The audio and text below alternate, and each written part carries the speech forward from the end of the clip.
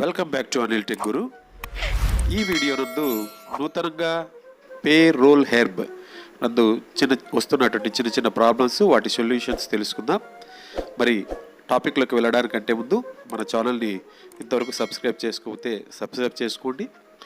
So ఈరోజు ఈ వీడియోలో మనం పేరోల్ హెర్బ్లో శాలరీ బిల్ సబ్మిషన్ చేసిన తర్వాత వేరియేషన్ సర్టిఫికేట్ లేదా చేంజ్ సర్టిఫికేట్ రావడం లేదు అనేది మనకందరికీ తెలిసిందే. ఎక్సెల్ ఫైల్ వస్తున్నా అది బ్లాంక్గా వస్తుంది. మరి దాన్ని ఆ ప్రాబ్లమ్ను సాల్వేషన్ చేసుకోవడం కోసం మన రిపోర్ట్స్లోకి మన వివరాలన్నీ ఇచ్చి వెళ్తాం. ఇక్కడ డౌన్లోడ్ అనేటువంటిది చేసుకున్న తర్వాత వ్యూ అనేది క్లిక్ చేస్తాం. వ్యూ అని క్లిక్ చేసిన వెంటనే మనకు టీబీఆర్ నెంబరు, తర్వాత సేఫ్ ఎంఎస్ బిల్ ఐడి అన్నీ కూడా ఇక్కడ డిస్ప్లే కావడం జరుగుతుంది. ఇక్కడ మనం ఇప్పుడు వేరియేషన్ సర్టిఫికేట్ను డౌన్లోడ్ చేద్దాం. సో వేరియేషన్ సర్టిఫికేట్ను కావచ్చు లేదా ఫామ్ 47 అయితే కొన్ని పీడిఎఫ్లో ఉన్నాయి. మనకు ఏవైతే ఎక్సెల్ షీట్లో ఉన్నాయో అవి మాత్రమే మనకు డౌన్లోడ్ కావడం లేదు. మరి వాటిని ఎలా మనము కంప్లీట్ చేసుకోవాలి? డౌన్లోడ్ అవుతున్నాయి కానీ అవి వర్క్లోకి రావడం లేదు, జీరోగా ఎర్రర్ చూపిస్తుంది. వాటిని ఎలా సాల్వ్ చేసుకోవాలి అన్నట్టయితే అందుకోసం ఒక చిన్న ట్రిక్ ఉంది, ఒక సైట్ ఉంది. ఆ వివరాలు మీకు తెలియజేస్తాను.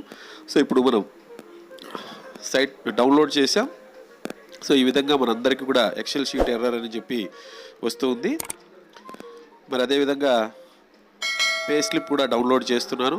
ఆ ఎక్సెల్ ఫైల్ కూడా డౌన్లోడ్ అవుతుంది కానీ మనకు బ్లాంక్గా ఈ విధంగా చూపిస్తుంది. సో మరి ఈ రెండింటిని వేరియేషన్ సర్టిఫికేట్ కావచ్చు, పే స్లిప్ కావచ్చు, ఎలా మనము వర్క్లోకి తెచ్చుకోవాలి అనేది అయితే అందుకోసం ఒక ప్రత్యేకమైనటువంటి సైట్ ఉంది.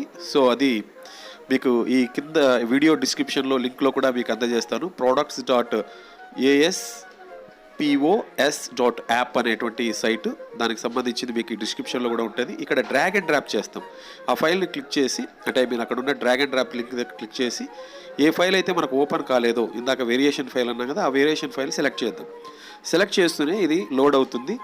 లోడ్ అయి ప్రాసెస్ అయిన తర్వాత వెంటనే మనకి ఈ విధంగా ఎక్సెల్ రూపంలో ఓపెన్ అవుతుంది. సో ఇక్కడ రైట్ సైడ్ టాప్ కార్నర్లో ఉన్నటువంటి డౌన్లోడ్ దగ్గర first option download as XLS అనేటువంటి ఇది క్లిక్ చేసినట్టయితే ఎక్సెల్ షీట్లోకి అది కన్వర్ట్ అయ్యి మనకు ఈ విధంగా చక్కగా ఆ మొత్తం వేరియేషన్ సర్టిఫికేట్లో ఉన్నటువంటి ఇన్ఫర్మేషన్ కనిపిస్తుంది. వీటిని మనం ఎక్సెల్లో ఏ విధంగా అయితే సెల్ అడ్జస్ట్ చేసి A4లో కావచ్చు లేదా A4 లీగల్లో కావచ్చు ప్రింట్ తీసుకొని మనం బిల్ సబ్మిషన్ చేసుకోవచ్చు. సో మరి ఒకసారి చూద్దాం. సో మరి ఫస్ట్ ఈ సైట్లోకి వెళ్తాం. డ్రాగ్ అండ్ డ్రాప్ అనేటువంటి ఫైల్ను క్లిక్ చేసి, ఇందాక మనము వేరియేషన్ చేసాం, ఇప్పుడు పే స్లిప్స్ చేస్తున్నాను.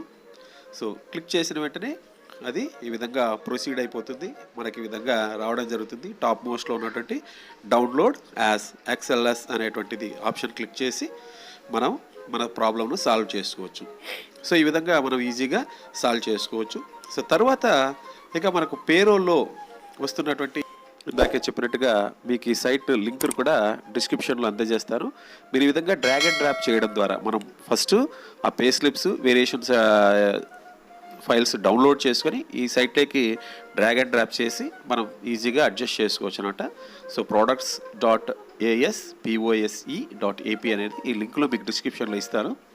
సో నెక్స్ట్ మనకు షెడ్యూల్స్ డౌన్లోడ్ కావడం లేదు, లేదా కొన్ని షెడ్యూల్స్ ఎగిరిపోతున్నాయి అన్నారు. ప్రస్తుతం ఆ ప్రాబ్లం లేదు. సో షెడ్యూల్లో తీసుకున్నట్టయితే 80 పేజెస్ వస్తున్నాయి. మనకు అవసరం ఉన్నవి, అవసరం లేనటువంటివి. ఇందులో GPF, ZPPF, CPS కూడా షెడ్యూల్స్ డౌన్లోడ్ అవుతున్నాయి, మిత్రులు గమనించగలరు. సో ఈ 80 వాటిలో మనకు అవసరమైనటువంటి వాటిని ప్రింట్ తీసుకోవాలి. తర్వాత increment, regular increment, annual increment ఇచ్చినా రాలేదంటున్నారు. అక్కడ రిఫ్రెష్ అనేది మనం పేబుల్ చేసే తోటి రిఫ్రెష్ కొట్టినట్టయితే అక్కడ కూడా రావడం జరుగుతుంది. టీబీఆర్ నెంబర్ కూడా మనం ఇక్కడ చూసుకోవడానికి అవకాశం ఉందన్నమాట. Bye, thank you, one and all.